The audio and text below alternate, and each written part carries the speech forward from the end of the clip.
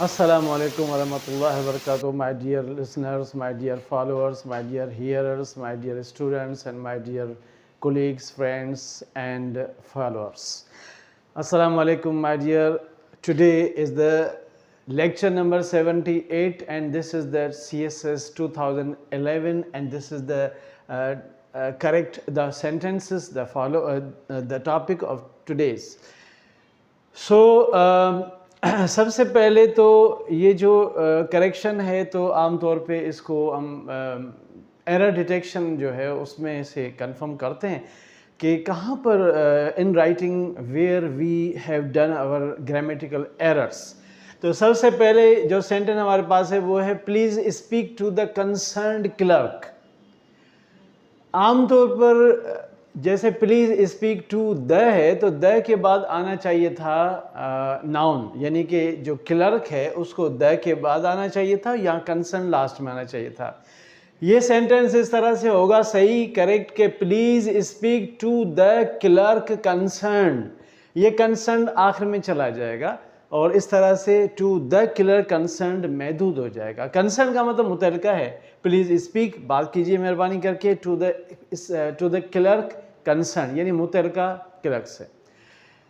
Number 2 पे जो आता है you have got time too short for that, तो ये भी टोटली गलत है क्योंकि यहाँ पे TOO शॉर्ट है, ये नेगेटिव में लगता है। अगर आपने बदरुद्दीन की किताब पढ़ी हो तो उसमें लिखा है कि he is too weak to walk, तो फिर रिमूव टू के लिए हमें सो देर लगाना पड़ता है।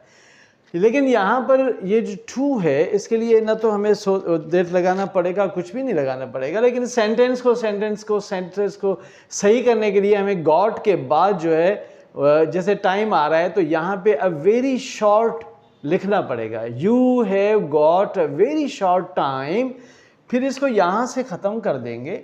अब ये हो जाएगा you have got a very short time for that. यहाँ पे ये जो टू शॉर्ट है यहाँ पर इस टाइम से पहले आ रहा है, ये बिल्कुल भी अप्रोप्रिएट नहीं है। अब इसका जो सही आंसर होगा ये होगा you have got a very short time for that, तो अ वेरी शॉर्ट को हम टाइम से पहले लगा देंगे।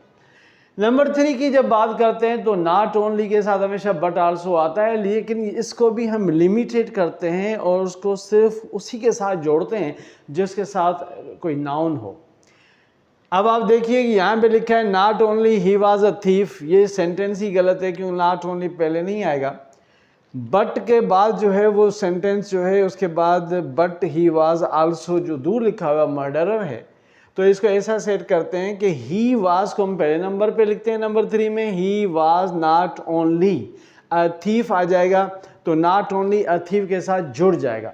ये हो जाएगा ही was not only a thief, कि वो न सिर्फ एक चोर था बट के बाद जो जगह खाली है वहीं पर बट आल्सो लिखना था, तो but also he was a murder. लेकिन यानी इसका मतलब ये होगा कि वो न सिर्फ एक चोर था लेकिन एक कातिल भी था।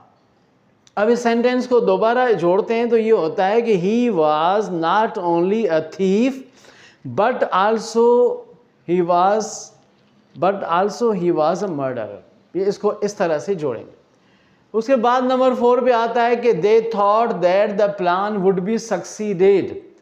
अगर हम सक्सीडेड वर्ब की थर्ड फॉर्म लगाते हैं जो लग सकता है पैसिव में वुड बी के बाद, लेकिन यहाँ पर ये सुइटेबल नहीं है। यहाँ पर सक्सीड, अब आप देखिए ना, सक्सेस नाउन है, सक्सीड वर्ब है first form, second third form में होता है सक्सीडेड और इसका फोर्थ होता है सक्सीडिंग हो जाएगा। लेकिन अगर इसका एडजेक्टिव बनाते हैं तो फुल के साथ आएगा, ये हो जाएगा। इसका करेक्ट आंसर होगा they thought that the plan would be successful. यहाँ पर ये सक्सीडेड की जगह सक्सेसफुल आ जाएगा। नंबर 5 पे जाते हैं तो इट इज़ अनलाइकली। देखिए लाइकली का मतलब होता है पॉसिबली और अनलाइकली का मतलब नॉट पॉसिबली या इम्पॉसिबली हो जाएगा उसके, जबकि इट इज़ जो है अनलाइकली, ये चीज़ जो है मुमकिन नहीं नज़र आती है, प्रॉबेबल नॉट प्रॉबेबल है। दैट ही विंस, अब ही विंस जो है ये भी प्रेजेंट का शो होता है सिंपल, तो दोनों साथ नहीं आएंगे। इट इज़ अनलाइकली के बाद दैट लगेगा, उसके बाद ही विंस नहीं आएगा, लेकिन ही विल विन होगा। इस विन्स को सिंपल प्रेजेंट से फ्यूचर सिंपल फ्यूचर में चेंज कर देंगे, तो ये हो जाएगा he will win the race. ये बात मुमकिन नहीं है कि वो रेस जीत जाएगा, ये इस तरह से सही है, लेकिन इस सेंस में सही नहीं है कि ये मुमकिन नहीं है कि वो जीत जाता है। अब ये तो उर्दू में हो सकता है, सिंधी में भी सही हो सकता है, लेकिन इंग्लिश में यहाँ पर फ्यूचर सेंस आएगा। नंबर 7 पे जाते हैं तो लिखा है my uncle has told me something about it yesterday. Yesterday डालने से ये सेंटेंस थोड़ा सा ड्यूबियस या डाउटफुल हो जाता है। उसका रीज़न ये है कि जो हेज़ है, जो मैंने पहले ही अंडरलाइन कर रखा है, ये प्रेजेंट परफेक्ट में लगता है, फिर उसके बाद हम उसमें पास्ट शो नहीं कर सकते। अगर हम इस हेज़ को ही ख़त्म कर दें और यस्टरडे को सेम रखें तो फिर ये सेंटेंस वुड बी करेक्ट होगा। My uncle told me something about it yesterday, तो यहाँ पे हम इसको सिंपल पास्ट में चेंज कर देंगे और जो प्रेजेंट परफेक्ट का हेज था वो काट देंगे। तो अब ये हो जाएगा कि माई uncle told me something about it yesterday, कि मेरे अंकल ने मुझे कल इसके बारे में बताया था। तो ये सेंटेंस यहाँ पे करेक्शन होगा। Now this is the last sentence of today's lecture. I hope that by the time, यहाँ तक ये सेंटेंस बिल्कुल करेक्ट है। उसके बाद हम दो जगह पे देखते हैं कि वुड हैव नज़र आ रहा है, यहाँ पे भी वुड हैव नज़र आ रहा है, I would have got there, it would have stopped. तो ये यहाँ पे जो एडिशन हो गई, इस एडिशनल फर्स्ट वाले एडिशनल वुड हैव को ख़त्म करते हैं और इसको सेंटेंस को हम ऐसे रीड करते हैं कि आई होप दैट, कि मैंने ये उम्मीद की थी या तवक्को की थी कि उस वक्त तक आई गॉट देयर, मैं वहाँ पहुँच जाऊँगा, it would have stop raining, जबकि बरसात बंद हो चुकी होगी। तो यहाँ पे दो मरतबा वुड हैव के बाद थर्ड फॉर्म नहीं आएगा, सिंगुलर में आएगा। एक दफ़ा आ सकता है क्योंकि सेंटेंस सिंपल पास्ट से शुरू होगा, तो विल हैव फ्यूचर परफेक्ट को शो करता है, लेकिन वुड जो है वुड हैव अगर आ जाता है तो वो पास्ट को शो करेगा। इसलिए अब ये करेक्शन हो गई। दोबारा इसको हम पढ़ते हैं कि please speak to the clerk concern, this is the right answer. You have got a very short time for that, this is another is the right and correct sentence. Number 3 पे he was not only a thief but also he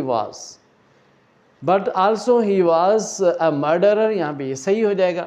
number 4 पे आता है they thought that the plan would be successful, यहाँ पर succeeded नहीं आएगा। Number 5 पे it is unlikely that he wins नहीं होगा, it is unlikely that he will win the race होगा, फ्यूचर सिंपल फ्यूचर यूज़ होगा। My uncle told me something about it yesterday, ये सेंटेंस यहाँ पे बिल्कुल करेक्ट है, इसका हेज मैंने नहीं पढ़ा है। नंबर 8 में जहाँ पे एडिशनल 2 दफ़ा चीज़ दी गई थी वुड है, वो हमने एक दफ़ा काट दी है, तो ये सेंटेंस सही हो गया। I hoped that by the time I got there it would have stop raining. और ये आज का पेपर CSS 2011 का करेक्शन का था सेंटेंस का। इसका बी का हिस्सा इंशाल्लाह in the next class we will discuss. Thank you very much, wish you best of luck. अस्सलाम वालेकुम वरहमतुल्लाहि वबरकातुहू।